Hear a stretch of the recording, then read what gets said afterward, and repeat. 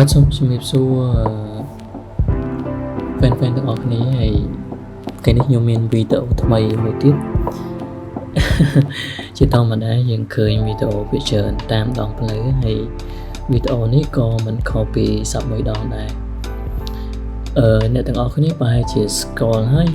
ខេត្តកពតហើយខេត្តកពតគឺជាខេត្តមួយដែលមានភាពល្បីល្បាញនៅក្នុងពាក់ព័ន្ធទៅនឹងកន្លែងទេសចរណ៍ធម្មជាតិជាច្រើនណាបាទហើយក៏ជាខេត្តស្រុកកំណើតរបស់ខ្ញុំដែរខេត្តកពតធំបាទមានបំបត្តិជាប់ខេត្តពិសេសនោះបាទខេត្តតាកែវបាទក្លាក់នឹងឡាហើយវីដេអូដែលខ្ញុំចង់បង្ហាញនៅទាំងអស់គ្នានេះគឺជាទស្សនវិជ្ជាដងផ្លូវឡើងទៅលើភ្នំបូកគោនៅនឹងគេហៅរមណីយដ្ឋានព្រះសុរាមរិទ្ធអីមិនដឹងខ្ញុំភ្លេចបាត់ហើយអធិស្ឋានបើបងប្អូនដែលចាំអាច comment ពីផងប៉ុន្តែច្រើនគេហៅបូកគោឋានសួគ៌បូកគោនេះខ្លាំងវាតែពិតអានេះចិត្តដល់ហើយចម្ងាយផ្លូវរបស់យើងឡើងពីដំបូងពីផ្លូវជាតិលេខ3បាទផ្លូវជាតិលេខ3ខ្លាំងវាធំហ្នឹងដោយសារតែផ្លូវហ្នឹងវាតង់អាងវាចកែភ្នំមានភាពបត់បែនច្រើនអញ្ចឹងការធ្វើដំណើរវាបានតែត្រឹមកុងតែ30ឬ40អញ្ចឹងយឺតមែនតើបាទ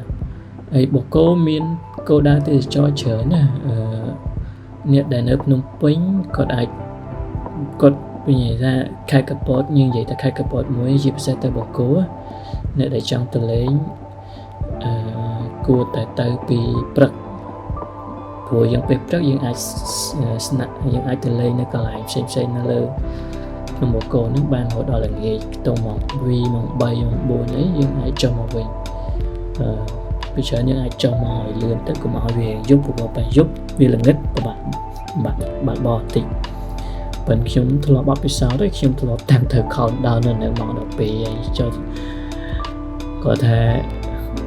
អ្នកដែលធ្វើដំណើរចុះឡើងនៅបូកគោគាត់ដឹងពីស្ថានភាពផ្លូវចឹងគាត់បើកពន្លឿនហើយគាត់គ្រប់ទៅនឹងស្ថានភាពផ្លូវស្លាកសញ្ញាផ្សេងនេះនៅលើភ្នំបូកគោមានគោលដៅទេសចរណ៍កន្លែងកំសាន្តច្រើនមានពពកវិលមានទៅមើលចង្កា strawberry សំពៅ5ស្ថានភាពបូកគោមានទឹកជ្រោះ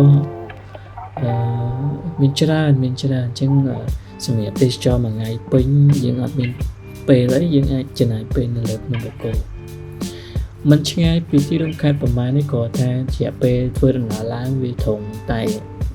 យូរបន្តិចអាចទៅជាងកន្លះម៉ោងដែរណា40នាទីដែរណាហើយនេះដូចមានផ្ទះអគារច្រើនសាងសង់ហើយយើងឃើញអត់មានអ្នកស្នាក់នៅទេពីមុនមកយើងក៏មិនដឹងដែរព្រោះនៅលើហ្នឹងពីមុនមានឥឡូវខ្ញុំមិនដឹងថាមានកាស៊ីណូមានអីចឹងណាបាទច្រើនហើយពីច្រើនយើងឃើញជនជាតិចិនអាហ្នឹងយើងដឹងទាំងអស់គ្នាប៉ុន្តែខ្ញុំត្រឡប់មកគោលដៅទេសចរវិញសម្រាប់ភ្នំបូកគោគឺល្អហើយមានកន្លែងមួយទៀតហើយពីច្រើនគេទៅធ្វើបោះតង់មានបឹងធំមួយជាអាងស្តុកទឹកមួយនៅ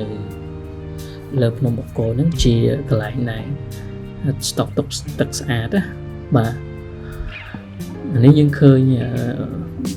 អ្នកមកលេងគាត់អាចវិចអីមកញ៉ាំគាត់អាចទិញនៅហ្នឹងក៏បានហើយពីច្រើនគាត់ទិញនៅកពតទិញគ្រឿងសមុទ្រទិញអីទៅគាត់ឡើងទៅលើហ្នឹងហើយគាត់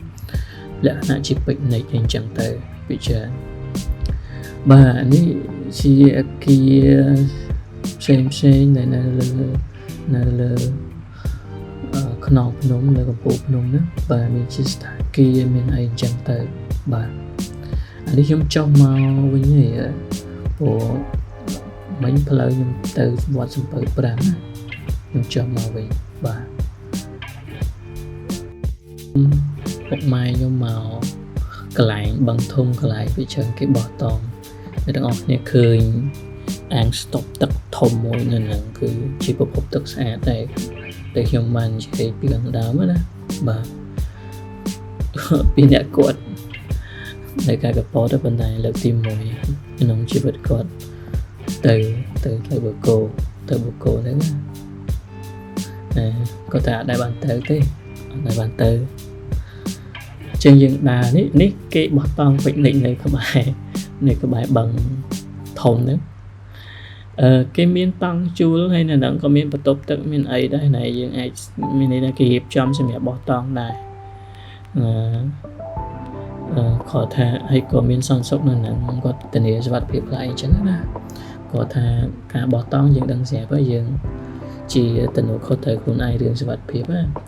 អ្នកមានឡានគាត់បើកឡានមកអញ្ចឹងទៅអ្នកមានម៉ូតូហើយគាត់បោះតង់អញ្ចឹងណាអូខេតិចមើលអាកាសធាតុមានតិចមែនតើបងបាទកាលខ្ញុំទៅនេះវាយូរទៅឆ្នាំមុននេះមិនដឹងទេខ្ញុំភ្លេចហើយគាត់អត់ដែលបានទៅគាត់តិចហ្នឹងខ្ញុំទៅពេលហ្នឹងល្ងាចទៅមក2ម៉ោង3ម៉ោង3 4នេះល្ងាចហើយមេឃស្ទុំទៀតអត់មានថ្ងៃអញ្ចឹងយើងថតទៅក៏អត់សូវស្អាតដែរអញ្ចឹងណាបាទអានេះគេធ្វើកន្លែងយើងថតរូបអញ្ចឹងណាគេដាក់ជាពងជ័រឲ្យបដាទឹកអីទៅនៅហ្នឹងមានត្រីយើងមើលត្រីធំណា